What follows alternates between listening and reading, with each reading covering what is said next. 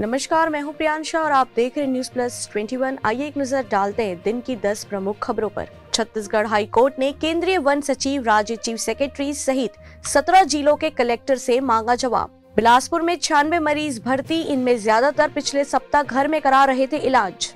Corona से मौत पर मुआवजा, आंध्र प्रदेश और बिहार के मुख्य सचिवों को सुप्रीम कोर्ट की फटकार। अमित पालेकर बने आप के सीएम कैंडिडेट, अरविंद केजरीवाल ने किया ऐलान। भाजपा में शामिल हुई अपर्णा यादव, बोली पीएम मोदी की कार्यशैली से हूं प्रभावित। यूएसए के एयरपोर्ट पर 5G का खतरा, इंडियन एयरलाइंस ने कैंसिल की अमेरिका जाने वाली फ्लाइट। अफगानिस्तान में पाकिस्तान के खिलाफ सड़कों पर उतरे लोग, डर की वजह से एनएसए मोइद यूसुफ ने रद्द की काबुल यात्रा। स्वास्थ्य मंत्रालय ने कहा, महाराष्ट्र में कोरोना वैक्सीन से किशोरी की मौत का दावा फर्जी। उत्तराखंड के मसूरी में 84 ट्रेनी आईएएस और कर्मचारी कोरोना पॉजिटिव।